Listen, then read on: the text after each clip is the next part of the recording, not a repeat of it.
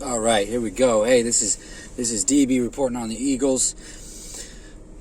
Look, I have a lot to say, a lot to get to about this team. A lot has been said about our quarterback Carson Wentz, and rightfully so. A lot of it is correct. A lot of the speculation about, is he the right guy? Should we go with Jalen Hurts? Is he the best option moving forward? Let me just say this first and foremost. Anybody who's really talking crap about Carson Wentz, man, I don't know what to tell you at this point. I get it. He is not having a good season. He's not having his best season that we've seen him have. But if you want to be completely 100 about it, for Carson, this season is an anomaly. This is a guy who we drafted, probably the best quarterback that we've had since Donovan, the quarterback that we've wanted since Donovan started to regress. This type of guy, the Aaron Rodgers type upside, sort of prototype. It's all still there. He's all everything that we saw in Carson Wentz in 2017 and in 2016, his rookie year. All of that upside that we saw then, it's all still there. Let me tell you something. This is this is a point that I don't think is getting enough attention, and this is why I bring it up. And it's not. I'm not using this as an excuse by any means, but I do just want to point this out. It is kind of a big deal that this was his first healthy off season in 3 years. It was his first healthy off season in 3 years, and let's be honest. The muscle gain that's going to be an adjustment for everyone, for anybody. Now look, Carson, first healthy off season, muscle gain adjustment, COVID, and dealing with rookie wide receivers. Now look, I understand everybody went through COVID in the off season. The preseason, nobody had preseason, so I'm not saying, oh, poor Carson, poor Eagles, we blah blah blah blah blah blah blah didn't have a preseason. No, I get it. Everybody didn't have a preseason. No, everybody went through COVID, and we're still going through it. But this is a guy who also walked into. He's one of the few veteran quarterbacks who also went through all that, and then also is dealing with a completely new wide receiver lineup. Shuffling offensive line. We're decimated by injuries. You guys have heard the stories. You know what we're dealing with. I don't need to rehash, the playbook play by play, right? Because we've all seen it. Let me throw this at you. Doug is also having a horrible season. Another fact that we're very, very fucking well aware of, right? Right. So I want to make something perfectly fucking clear. This is not Carson Wentz's play. Carson Wentz's regression is a symptom of the problem. It's a symptom of the problem. You look at Dougie P's play calling. It's horrendous. We don't know what the fuck we're looking at. We don't know what we're doing. And here's the thing. here's the thing. We have, it's absolutely crazy. It's absolutely crazy to me because for the first time in so many years, God bless the progression of Travis Fulgham, right? Because man, was that a fucking diamond in the rough that we just happened to stumble upon. God bless Fulgham. God bless TF13, my man. Like, seriously, it's crazy to me because for the first time in years, I feel optimistic about this wide receiver group, and that's a beautiful thing. It's absolutely beautiful. The other piece to go along with that is Miles Sanders, Boston Scott, Corey Clement got a touchdown this week. His only carry in the game was a touchdown. Let's let that sink in for a second. His only, I get it, it's Corey Clement, and I'm not saying he's gonna take it to the house every carry that he gets, but we know what Corey can do. We've seen him be average in every area of prototype of running the ball for a running back. He's shown us glimpses of power running. He's shown us glimpses of elusiveness. He's shown us glimpses of being able to catch the ball out of the backfield, being that receiving threat, right? So that's a great third back to have. It's a great third back to have. And obviously, Boston is Boston, and Miles is Miles is Miles. Miles is Booby. So, all in all, it's absolutely crazy to me because we have so much talent on this team. We actually have a lot of talent on this team.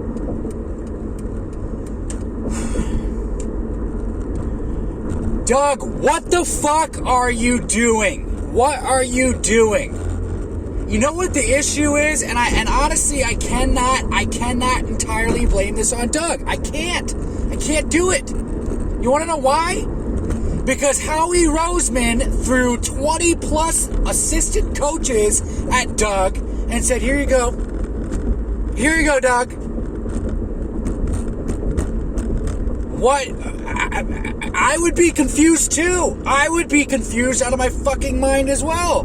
How in the world are you supposed to come up with a successful game plan that makes sense when you're listening to the voice of 20 plus assistant coaches?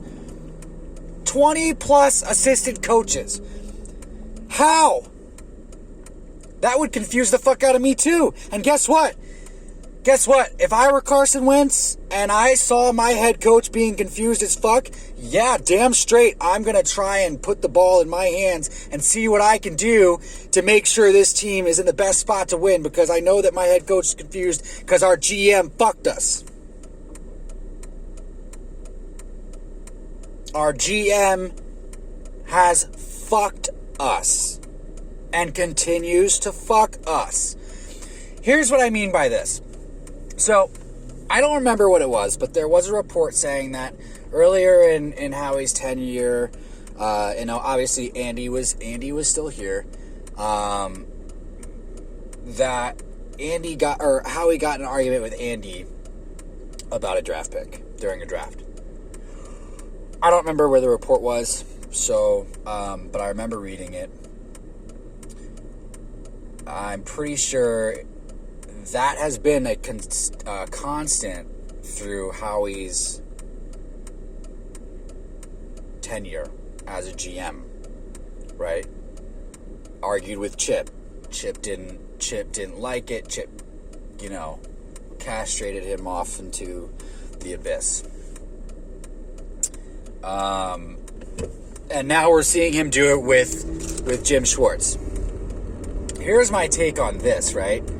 So, Howie doesn't have an NFL background whatsoever, right? It's all business, and usually it works out for us in a pretty decent way. Contract negotiation, But now we're completely fucked, and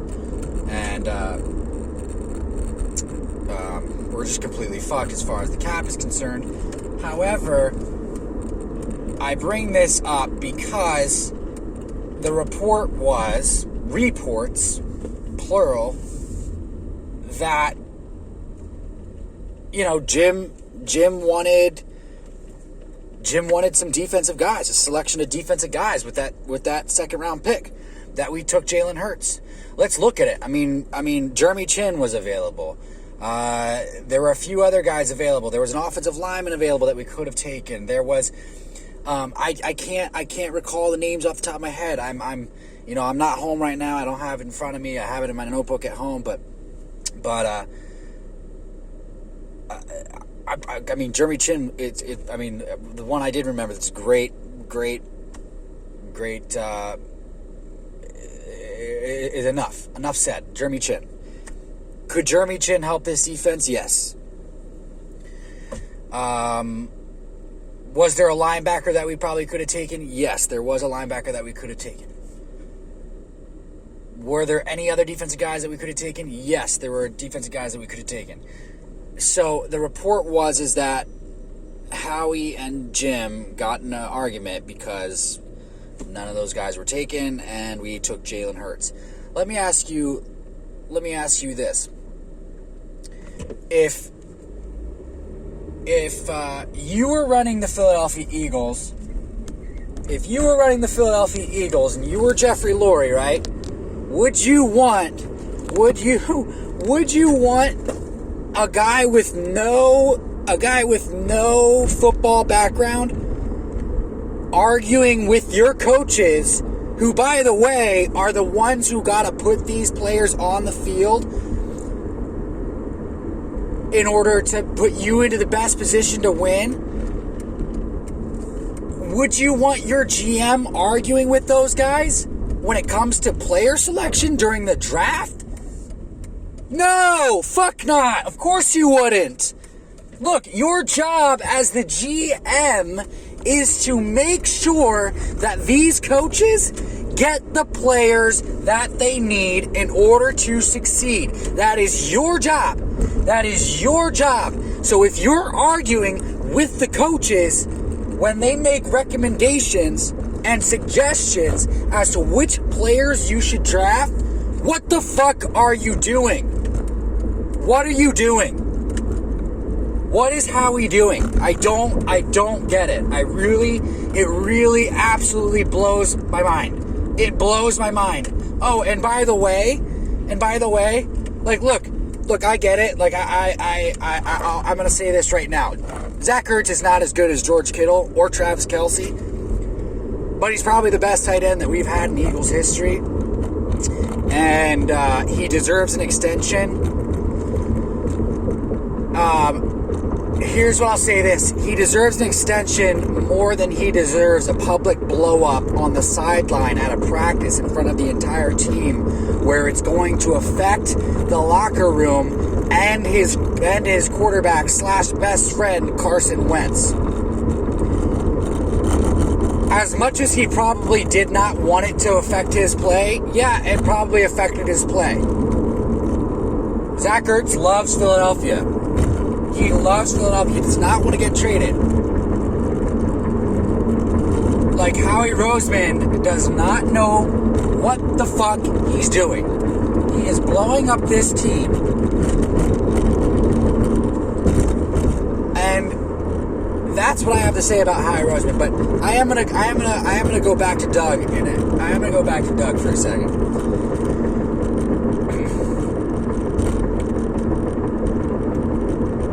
I believe Doug can come up with some plays. I believe he can do it. I don't think he's a dumb guy. I think he's a smart guy. Let me be perfectly clear. But football is a team sport through and through.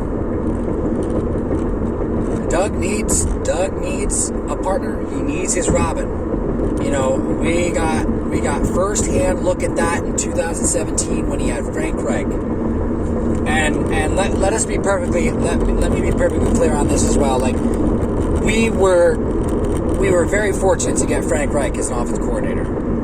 Okay, I can't tell you the years that he was in San Diego. I don't remember the exact number, right? But it was during the time where San Diego was pretty much unstoppable. You know, they were offensive juggernaut. So it was probably like after the first decade of the 2000s, I'm pretty sure. So look, we were fortunate to get Frank Reich at an offensive coordinator position. And for those who say that, you know, we shouldn't have let him go, we had no choice. We had to let Frank Reich go. That had to happen. We didn't have a secure, like, he wasn't restricted, right? So we had to let him go. As soon as DiFilippo did bad in where did he go? He went to I forgot where did he go? He went to the Giants. Did he go to the Giants? I don't remember. After 2017, as soon as he did bad there, and his next team after he left us after 2017 season, we should have brought him back. We should have brought him back at QB coach. Press Taylor needs to go. Look, I'm not on the same train with some people that will say that, oh, he's not holding Carson accountable, like like Carson's, they're allowing Carson sloppy practice habits, and no. Look, Carson is an NFL National Football League player, and the starting quarterback for the Philadelphia Eagles. He doesn't need a babysitter. Does he need a coach? Yes. Does he need a babysitter? No. No, Carson is a responsible dude. He's an intelligent guy. He's not going to allow himself to practice sloppy. You know? So those reports are just absolutely ridiculous. I saw those come out on NFL Network either yesterday or the day before. I just think that's absolutely ridiculous.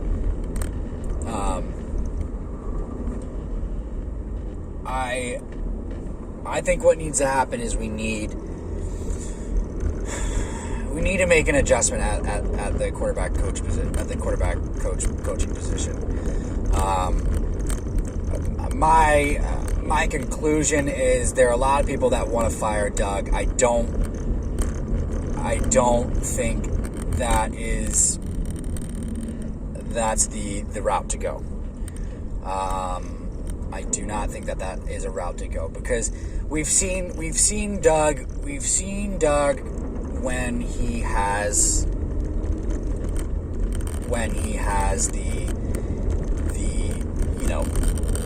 the Batman or when he has the Robin, right? We've seen Doug when he has his partner in crime. So that's what we need. We don't need these passing game coordinators, these running game coordinators, these assistant passing game coordinators, these assistant running game coordinators, or or like, we don't need all that, right? You know, we need a quarterback. We need a coach who has an offensive coordinator whose offensive coordinator brings enough background where he can make legitimate, justifiable game plan suggestions that make sense. And then we also need a quarterback who has confidence in the game plan. Because let me tell you this right now, and I'm going to make this perfectly clear. There's been a lot said about Carson's confidence that I've heard over the last week and a half. And I'll tell you, the only reason why he doesn't have confidence is because his head coach is listening to 25 other fucking coaches. The game plan is shit. The game plan is shit. It's absolutely hogwash.